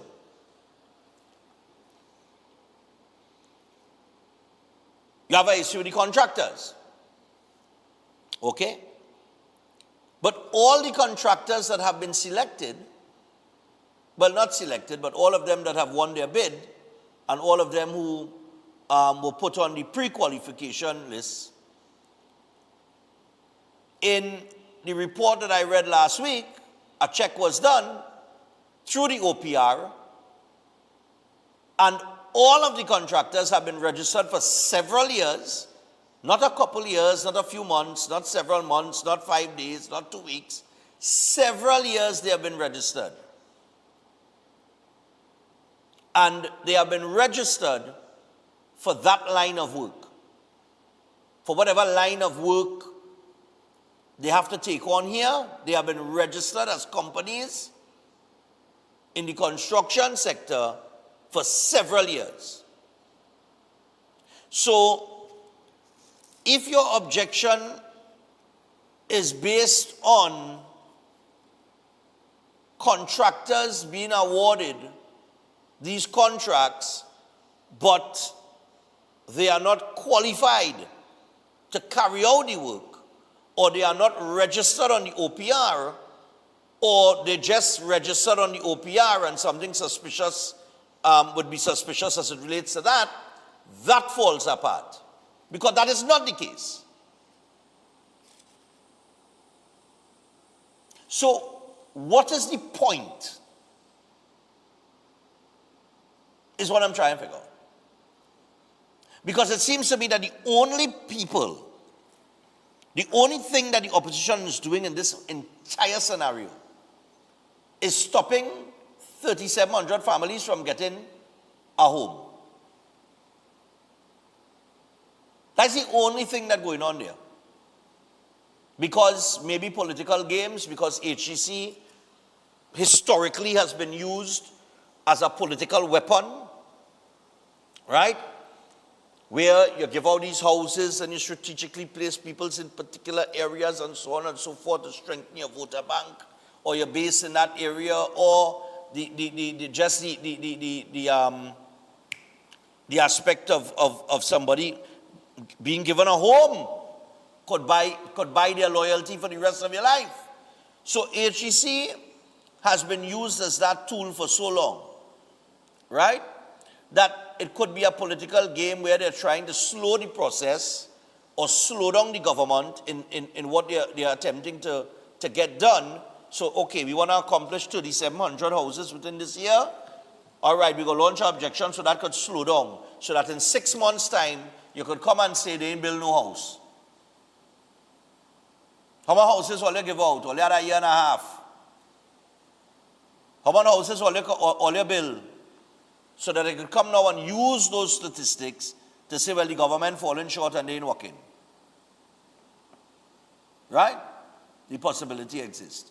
Because there must be merit. So where is the merit in your objection? And of course, like Saddam said, look, the OPR investigated, let them investigate when they have nothing. And a man don't talk so unless he know the proper procedures they went through the proper channels. Right? But what he laid out to the end there, with the amount of contracts was given out, I think it was 12 contracts, right, by sole select on the eve or the doorstep of a general election. Yeah? And we know that the same contractors have been getting contract from time immemorial, since I go in primary school. And I said at the start of this, when Camille Robinson raised the issue in Parliament, I said, but wait, what are they making noise for? Because none of all the people, none of all the financiers ain't get no contract. How much food you go eat? So at some point in time, the playing field must level. Yeah? And that's the only thing I see here. Because how you go justify giving contract to a man with a tent company to build houses in Trestrail? How you could justify that? That's what happened under the last administration. And none of the houses nobody can use those houses now. So that is mismanagement of public funds again. And I would imagine that there is more going to come out with this whole HEC, because this HEC has been a feeding bank for contractors and financiers. So I will not be surprised, right? The whole NH thing that he mentioned there as well. I will not be surprised.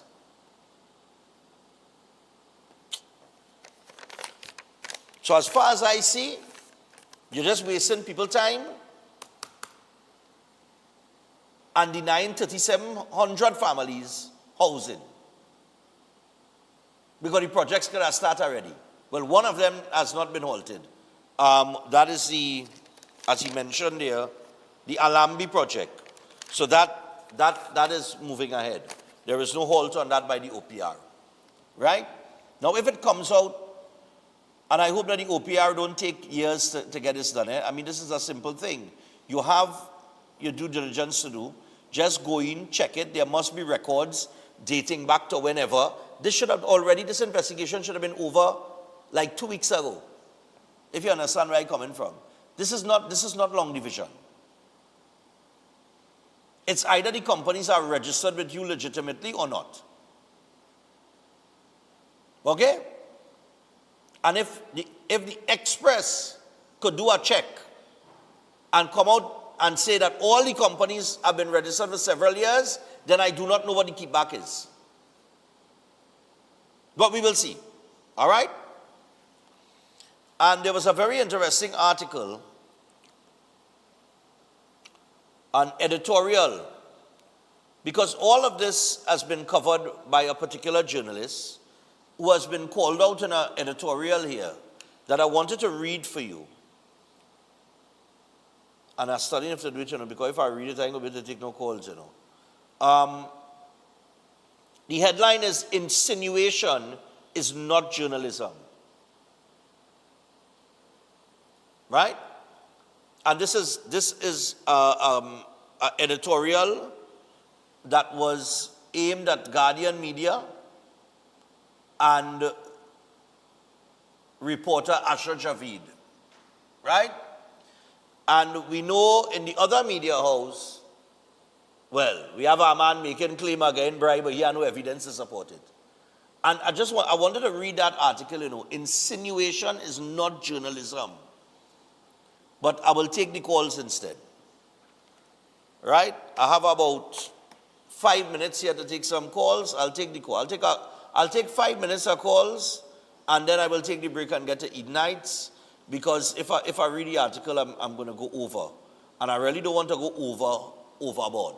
So I don't want to go over beyond my time too much. So let me see how quick all I could keep this now. Short, sweet, and to the point. Morning. You see, what we have going on here, the more the man talk is facts. Yes?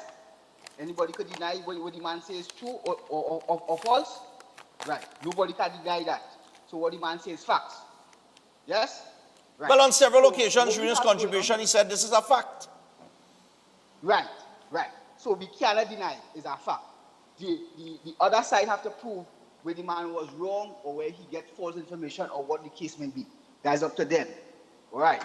So, but what I find going on here is that up to now, way back then and now, the only cure for this is that somebody make a jail.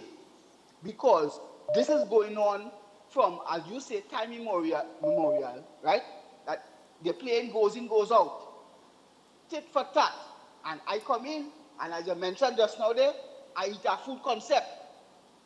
This is people, selfish people, who coming in with a eat a food concept. I come to eat a food now, and it's we time now. So when the regime change, the system has not changed. The attitude has not changed. The people change, but everything remained the same. The other day I said, with the United States and whatever, and the drugs and whatever, with the Dolce thing, everything come back, history just keep repeating itself. As until somebody make a jail, I don't care whether it's a UNC jail or it's a PNM jail, it's the public purse you're interfering with. Remember the time with SSA and So, and then Rowley bring all the things to the parliament. It's only when you go inside there, you can see what the other side was doing, because you have access to the information. And people in this country not making no jail. So this is an ongoing thing. People have to make jail in this place. Okay. That's why I say today. Cool, man. No problem. Don't make no jail, it's going to continue. All right.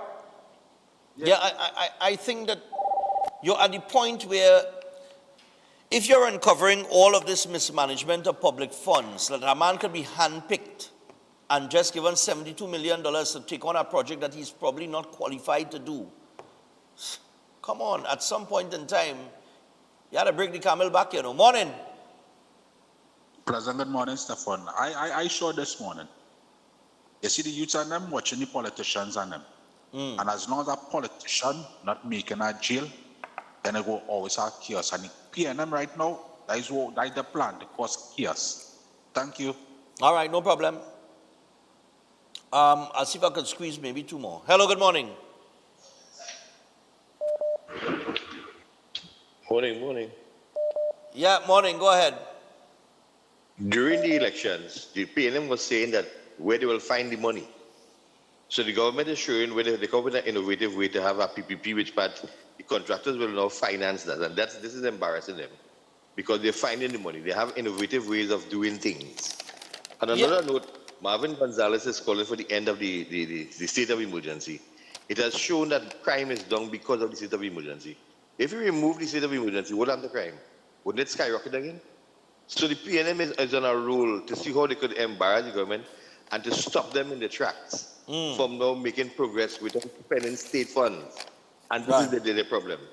And they have been exposed for all the things they do. And there are people who believe that only PNM could do it and carry on with the way they want to do it, and everybody else must pay a price. You have a good man. All right, no problem. Yeah. And just to be clear, right, I'll take this final caller here and then I have to go to the break. Morning.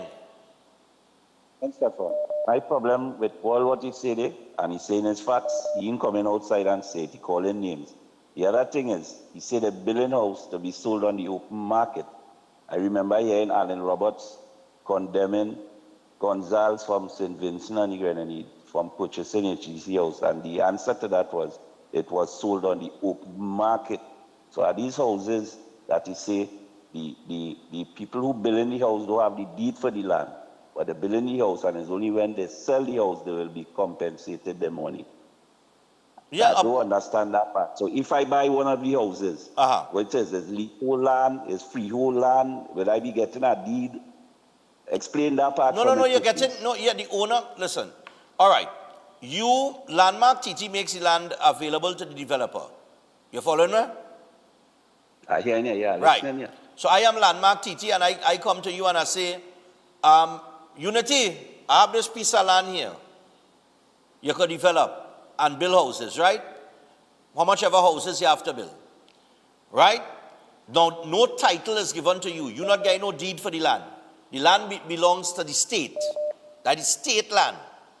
So, when the houses are built now, the houses are put up for sale. Right? From those on the, I would imagine the HEC list of applications that they have, right?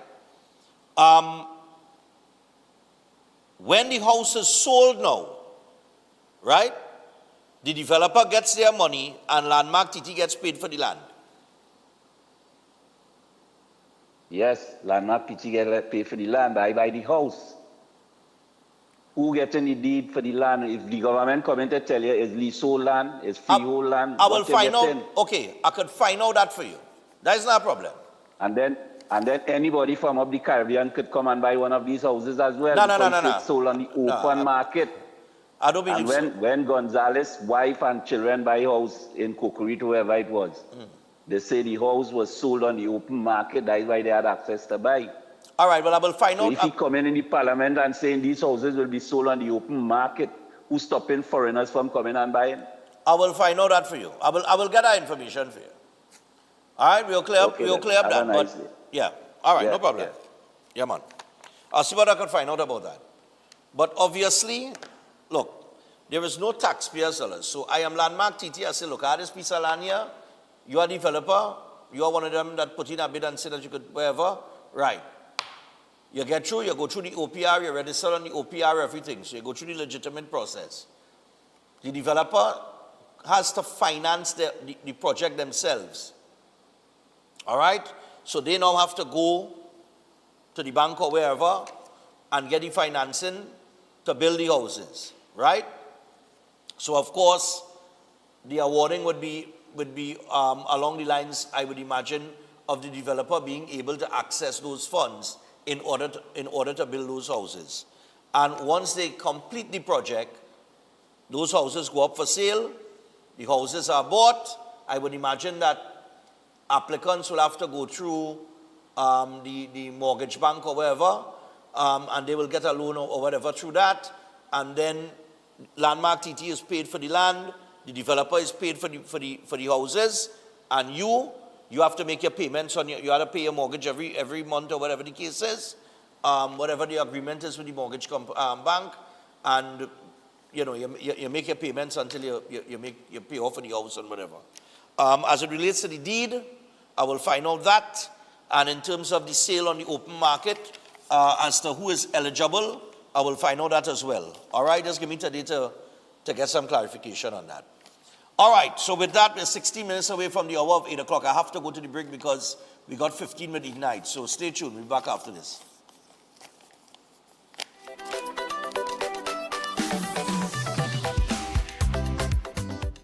Welcome to Antigua Mass. Them people have no behavior.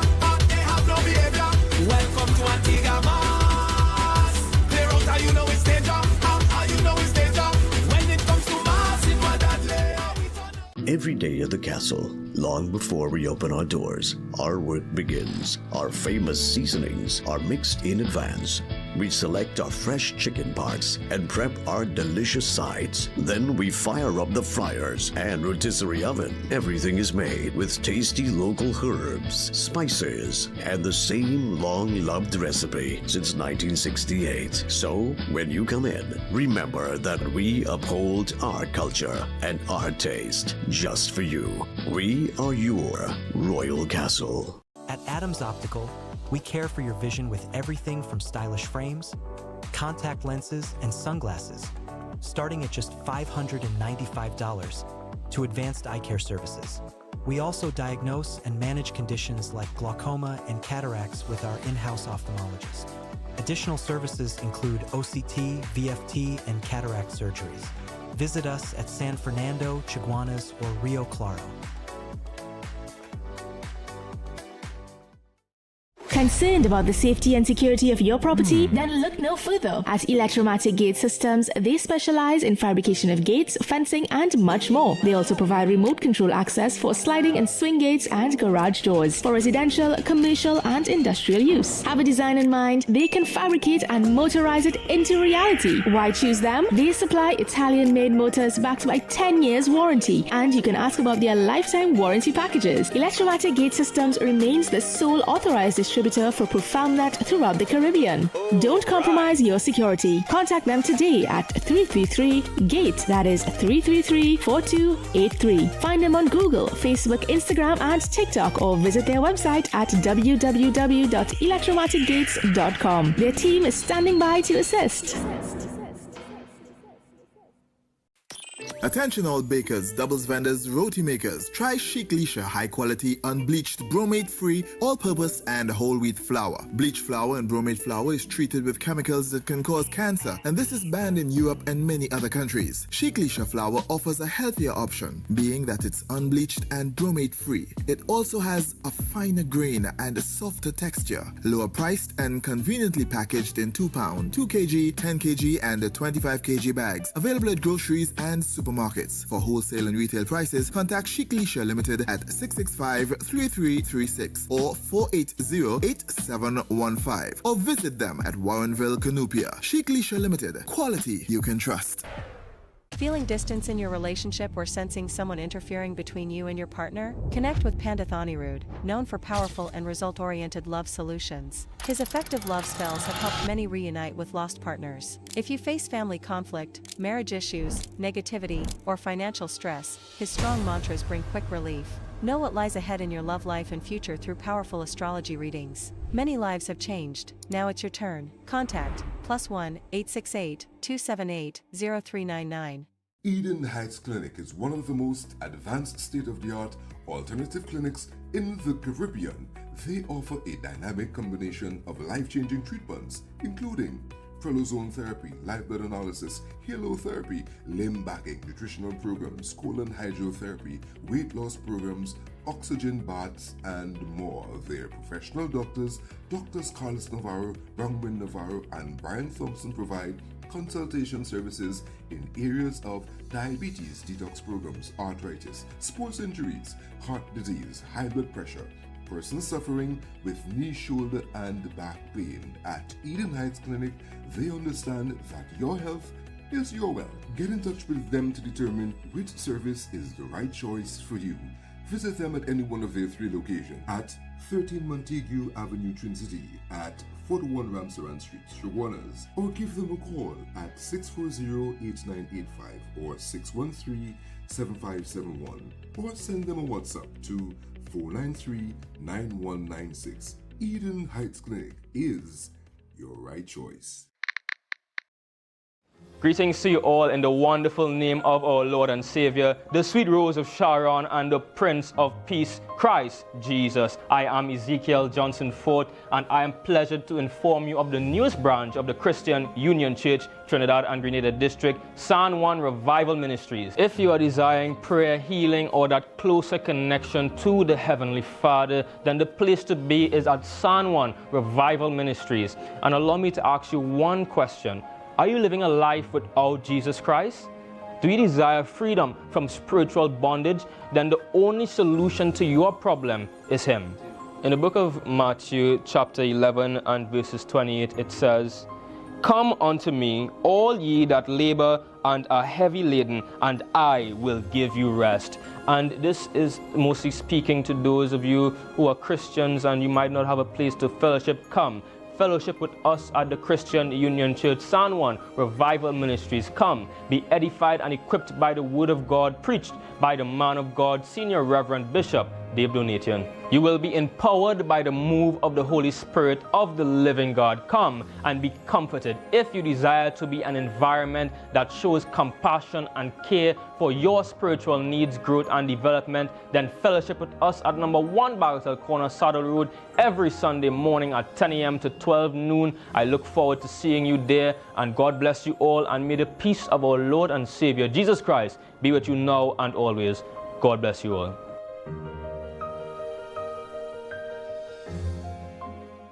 If you're planning an event, make us your first option. At Reality of a Dream, we can make your event memorable. We can assist in planning your corporate functions, moderate gatherings, family occasions, christenings, and more. We also cater for weddings and other special occasions. Our newly renovated venue includes a majestic entryway, which takes you along a path to a fantastic indoor facility which can accommodate up to 80 dining guests. A recently completed, fully air-conditioned, beautifully designed wing, which maintains the theme and flow of Reality of a Dream, adds 30 extra seats for dining guests. In total, we can now seat a total of 110 dining guests. Come see for yourself the splendor that awaits you. Walk along the path and make your way to the breathtaking, well-maintained swimming pool and gazebo, and also the entire grounds of Reality of a Dream. We've also updated the Dream Suite, which comes with all modern conveniences, where guests can enjoy the feeling of an exquisite retreat overlooking the entire area. Reality of a Dream caters to professional events. We provide secured parking for guests, so call us at 332-6880 and ask for Harriet, located at number 15 Moses Avenue, San Juan. Reality of a Dream, making dreams come true every day.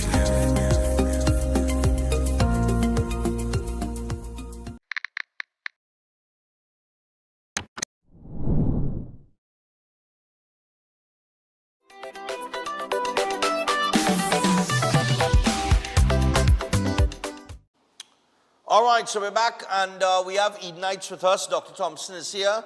We're going to get him on one time because we got 15 minutes here. Dr. Thompson, what's up? Morning to you, man. Hi, morning. How are you going? Yes, I am fine. What we chatting about this morning, man? All right. So, well, of course, morning to everyone, and welcome to those that are now joining the session for the first time, and those that, of course, come on live every time. So, what we're talking about is health is progressive. Right, that's the topic for today, and this is just a reminder to persons, because a lot of persons love the area of what we call the quick fix.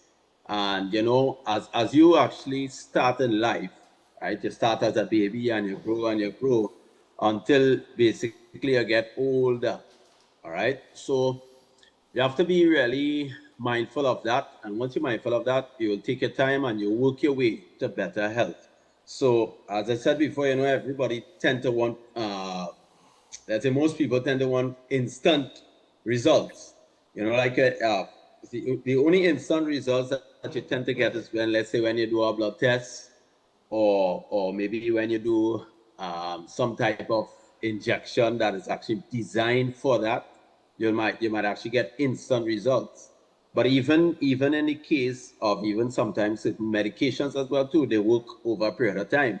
Same thing with, let's say, if a person actually doing supplements, if you're looking to build your body, it takes time to get to a stage, right? You don't wake up one morning and look like Arnold. That's impossible. If that happens, whatever that person is taking, whatever pill, whatever diet they on, I would love to actually go on that. Because if it's very quick like that and it works really good, then I will go on that, But this is something that is progressive. So when persons actually come in, we have to be real with that particular person.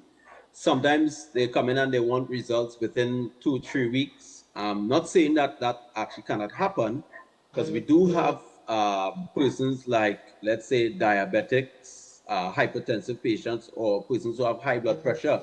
Sometimes within about 2-3 days, their blood sugar actually start to regulate, according to if they follow the procedure or the start of the program. And sometimes in 2 to 3 weeks, if they follow carefully, some of them may actually have to come off medication. Of course, they talk to their doctor, and the doctor realize, hey, you know what, this person's blood sugar have been regulated for this 2 weeks so far, and they see in progress, and it's not really giving them high spike. If they actually take the medication, sometimes it drops really low. So they have to take that more or less into consideration. So knowing that, sometimes there's like a concept where basically we look at across the board that some person might be put on to eat certain types of foods, one person might be eating this particular food, they're doing well on it. And then there's another person who actually tried to eat that particular food, they are not going to do well. So you have to actually work with that person one-on-one so that, you know, you'll actually see the results. How do you do that is basically that person actually understanding their body and how it actually functions, listening to the signs, the different symptoms that they actually experiencing. So it really comes down to that person being mindful of what is going on. And if they are not mindful of what is going on, of course, when they come into the clinic, we do teach them how the body actually functions. Let's say your heart, your liver, your kidneys, the health of the colon, the health of the skin. You know, we actually teach persons when they're at the clinic how those organs actually function. So it's not about, okay, follow this, and it's just like that. No, it's about, okay, teaching you along the way. In 15 minutes, you cannot teach somebody about the whole health of the, let's say, for example, the kidney, because there's so many complex, intricate things that is actually going on within the body. So you teach them every time they come, they learn something new, they ask questions. I always encourage persons to ask questions. Of course, you don't want to take up the whole day, Stefan. You know, some person will love to spend a whole day questioning you, and then when they reach home, they forget everything that they question you about because it's so much they ask. That tends to happen. So not everybody could eat the same exact meal, or let's say not everybody will actually feel the same exact way that a person is feeling. So we have to go one by one with different persons. Of course, there are certain things that that you will actually do that you may actually, that some person will feel the same exact way. What you'll actually get is persons actually coming with the same exact issues that's going on. For example, some person might struggle with bloating, with let's say tiredness, they're very sluggish, uncomfortable feelings coming from the stomach area itself. Some might feel to vomit, some may feel to let's say actually get extra pain in the body. Some may have a knee pain, a back pain, a hip pain. And these are things that is generally common. And those are things that we'll actually see coming from persons. Some person may actually be able to eat beans. Some may not be able to eat it. So, you know, you have to more or less monitor each of these persons and look at their experiences. Right? Some may increase in like severe gas and bloating, certain types of irritation as well too. Some of them may actually be able to eat, let's say, like nuts. So all I'm saying is that once you know that particular person, so it's like actually getting to know the patient. All right. So when a patient actually comes in, or when a client comes into the clinic, we get to know them personally. And knowing that person personally, even in the sense of just looking at physical, of course, you have to also tap into emotional and mental health as well, because a lot of persons that actually come in do have mental health issues that is going on, and you could give them the best diet and everything. If it is that you don't have sympathy or compassion towards these persons, sometimes they don't overcome.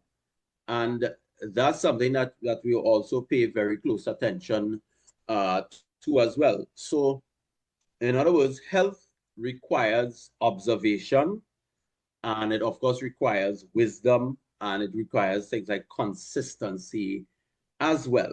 So that's why we basically would have actually designed, let's say, the health facility that person can actually come in and stay.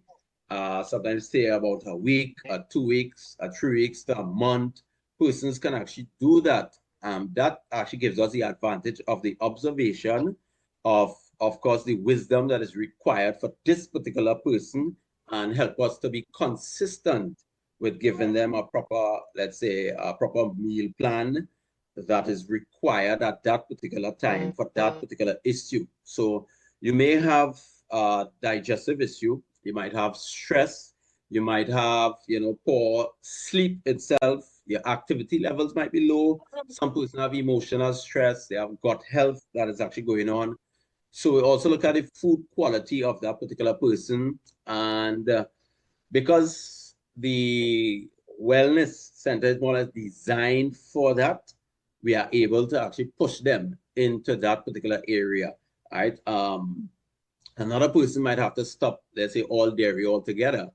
All right. So, or because they get in certain types of congestion that is actually taking place. So we look at each person carefully and then design something that will actually be very progressive towards them. So it takes time, it takes energy, it takes effort, it takes research, it takes us actually taking time out of our busy schedule to go back and study and learn, and because you're consistently learning, not because you finish a degree, not because you finish let's say you reach a certain point, you're going to stop learning. You have to consistently keep learning because you realize actually research is consistently keep changing. Thank God for those that actually do those research, that they will actually bring us information, because it as we normally say, it costs a lot of money to put together these things. So yeah. All right, I'm seeing Dr. Navarro there. I think I should bring it. Let me just bring him in because I'm not too sure. All right, yeah. Let him take some time. Yes. So, Dr. Navarro, I see you. I came in late. Yeah, They all right. came in. That So- laptop take real long to update, boy. You have about 5 minutes, but go ahead. Well, just continuing on what Dr. Thompson said, well, each patient, you have to treat them on their merit, and of course we have the therapies and the protocols are there for each patient. It depends. So like for instance, somebody may have joint pain, just say a knee pain, right? We use the prolozone. But if the person is suffering with, just say, pains all over the body, you use the combination of diet, of course, our vegan diet. That diet seems to work pretty good because you want to keep them off all the contaminants and all the issues that are going on in the industry, and then you would combine the prolozone therapy with the saline, ozonated saline, and that basically works overall in terms of inflammation, any part of the body. Of course, we do have stuff for inflammation. We do have products that help to regenerate. We have both bovine and marine collagen that will help in cases of where the cartilage is worn. It depends on each individual case. So you look at each patient according to their case, because you need to. I normally sit down with them and I talk to them first to ask questions, because that's important. Most of the time when you go to a doctor, he will just start writing and then he will just give you a prescription. But sometimes you have to ask questions as well. Did you do this test? What was it? What was results? Did you do an X-ray on the joint? Did you do a CBC? These are questions you have to ask them. And most of them they come with we tell them walk with their paperwork. If they came out from the hospital, they were checked out, I would look at the notes, watch the notes of the patient, also the type of tests they were given, so you have an idea of what you're dealing with. And then, of course, you can then do a live blood. We always do a live blood on every single patient. Every patient goes through the live blood analysis, because we pick up a little more things in the blood test, and from that, you can get a proper evaluation, and then, of course, you adjust the supplementation part of it in terms of when you're giving them supplements. Now, let me say this for people. Supplements are not wonder drugs, all right? They're not wonder drugs. If you take supplements and you're not on a proper diet, it's not going to work effectively, or sometimes not at all. So I have heard people say, boy, I use this thing, and I remember one guy came to me and he had prostate issues for more than 5 years, and I told him, I talked to him about saw palmetto, and he told me, that's a waste of time. That don't work, don't give me that, doctor, that don't work at all. I said, well, all right. I said, I tell you what, use this saw palmetto, but use this program. And the prostate shrink. Okay. It went down because you could be eating things every day that your prostate is being irritated, just like a simple thing like coffee, right? Coffee irritates the prostate, or you could be on a weekend, you're taking a little drink, a little alcohol, and that irritates the prostate, or certain foods will irritate the prostate. Now, you're taking the saw palmetto, but you're doing these things ignorant of the fact that these are the foods that's affecting your prostate. Right. And you're thinking, well, I'm taking this, so it's supposed to get better. Mm-hmm. But it doesn't. And this is why we have to educate people, as Dr. Thompson said, educate them of how to eat. Eating is important because what you put in your body can either do one or two things. It'll alkaline the body, or it cause more toxins. And as I said, either good fuel, you can put good fuel in your car, or you can put bad fuel. You can put your car, you can run your car on pitch oil, you know, but it ain't gonna run too good. You Right. understand? So it's important to understand. Yeah, it's important to understand the in terms of nutrients, what you're giving them to eat, if they have any allergies. I mean, you have somebody have an allergy to mango? If you have what? You know, an allergy to mango. They eating a mango, and I said, doctor, I cannot eat mango. I said, but you used to eat it before? Yes, but I can't eat it again. Why this sudden change? Why all of a sudden you can't eat certain foods, and before you could be able to eat it and you can't eat it again? There has to be a reason for that. You know? Yeah. There must be a reason, because you say, I used to eat that all the time. I grew up eating it, and now I can't touch it because it's affecting me in a particular way. You understand? So detoxification, again, is important. We do detoxification of the lungs, liver, colon, kidney, skin, and then of course the lymphatic system and the immune system. Right. And all that shows up on the blood test. So it's important in terms of the diagnosis and how we treat the patient and what we give them. It's just not diagnosing, you know. You can diagnose, but what you're going to do after that? What is your plans? Right. You pick up, well, you have so-and-so. Well, what is your plan to treat me? And that's the question people ask. Doctor, have you ever treated this patient with this particular problem? And I have this also, you know. These are the questions they ask you. How are you going to deal with it? So, you know, everybody has a particular problem. Because, like, for instance, just giving an idea quickly. You might have rheumatoid arthritis, but that comes with psoriasis sometimes. Or sometimes the psoriasis comes with the rheumatoid arthritis. You know, it's an autoimmune disease. Right. And both are a little different in each case. But we use a particular method to treat both conditions. And then, of course, each individual person, you prescribe them certain things. And the treatments are very important as what treatments you're going to give them so that they can come back into good health. Right. I don't know if I run out of time, probably run Yeah, out of time. well, we went to about 2 minutes over. All right, so we right. just about time. We went over a little 2 minutes. I'll give you a little extra time there. The extra 2 minutes to kind of get your point across. Right. We are out of time, and we got to wrap things up. But thanks a lot for joining us, and I guess we're going to hear from you guys next week, as usual, with another interesting conversation. Stefan, I don't know if you could just call out this number quickly. Sure, go ahead. Right, this one is basically for the center for those who want to actually come in.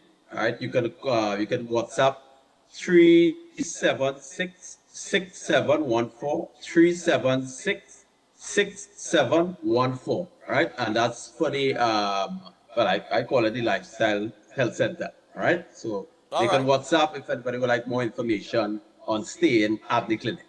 All right, brilliant, man. All right, guys, well, next week, we do it all over again. Have a good one. Yep. All right. All Okay, right. God bless. God bless. Yep. And we do have some birthdays to get to, about 4 of them. We have a final break to take. It's going to be a very short one. Stay tuned.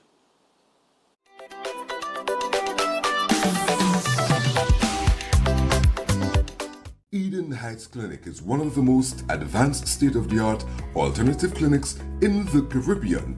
They offer a dynamic combination of life-changing treatments, including prolozone therapy, live blood analysis, halotherapy, limb backing, nutritional programs, colon hydrotherapy, weight loss programs, oxygen baths, and more. Their professional doctors, Drs. Carlos Navarro, Bronwyn Navarro, and Brian Thompson provide consultation services in areas of diabetes detox programs, arthritis, sports injuries, heart disease, high blood pressure, persons suffering with knee, shoulder, and back pain. At Eden Heights Clinic, they understand that your health is your wealth. Get in touch with them to determine which service is the right choice for you.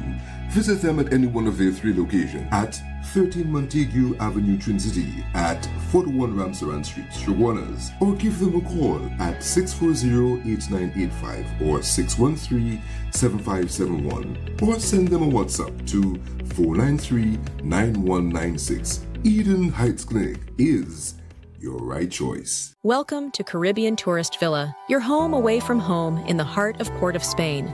With over 25 years of trusted hospitality, Caribbean Tourist Villa has been a reliable choice for both business professionals and vacationers. Our guest rooms are thoughtfully equipped with all the essentials for a relaxing and productive stay, and our tranquil pool area is perfect for relaxation after a busy day. We've created the ideal space for you to relax, recharge, and enjoy. Give us a call to book your stay today.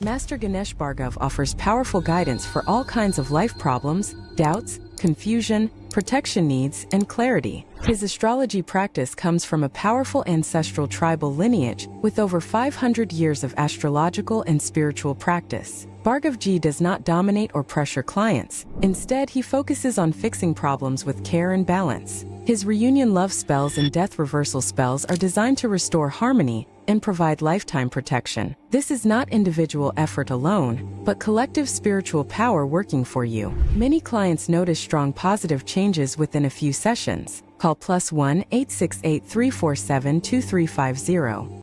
Welcome to Car City Trading, your #1 supply of brand new Korean auto parts. Come on down to lot number 78, Bamboo Settlement number 2, Valsain, between the hours of 8 a.m. and 5 p.m. Monday to Friday, and 8 a.m. to 2 p.m. on Saturday to get your Hyundai and Kia vehicular needs. Car City Trading has everything your vehicle needs, from a brand new head and blocks to engine parts, transmissions, suspension parts, body parts, electrical parts, braking system, AC system, even the smallest sensor, and much more. WhatsApp us today at 704-2246 or call us at 645-2603 and let us be your car parts solution. Be sure to find us on Facebook, Instagram, and TikTok, and look out for our monthly deals and promotions. Car City Trading, quality products at unbeatable prices.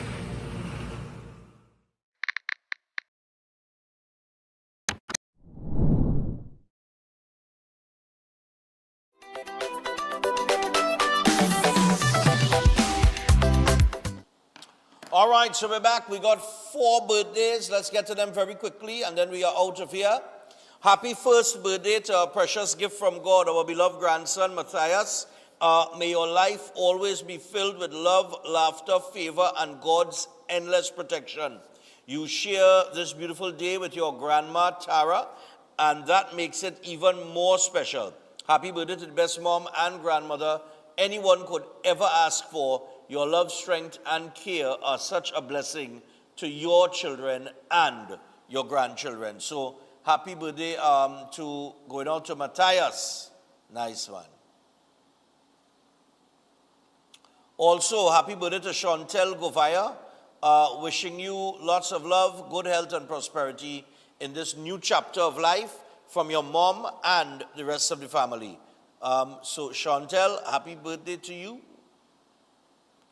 And then we have, there's our whole team here, boy, from the Run, Stefan Run, boy. That was this year too. Good morning, Stefan. Happy belated birthday greetings to Camille. It was on Saturday, the 16th of May. She's actually wearing number 48 from the Run, Stefan Run 5K 2026. Greetings coming from Auntie Sophie in Orlando. See you at Run, Stefan Run 2027. Of course, God Spare Life. Hope to see everybody there. All right, one love, man. Yes, I remember taking this picture here. It's not my stage end. And finally, we want to wish Pearl Mahadio a happy belated birthday. She celebrated it yesterday on Sunday the 17th. Wishing her nothing but the best now and always. She lives in New Jersey, but they are originally from Trinidad. And this is coming from all of the family in Trinidad and your husband and our brother Derek and your children Dane and Dylan and your grandchildren Maya and Austin and of course Annalise. So happy birthday to you and do enjoy today. All right, so that's it. It's over for this Monday. We'll be back tomorrow to do it all over again. I think Gary Griffith on in the morning, boy. I ain't too sure. I'm not too sure if I'll confirm it. I'll confirm it today. All right? Yeah, on that whole increase in police now. That whole conversation surrounding that. We'll get to that tomorrow. But until then, have a great day. We are out.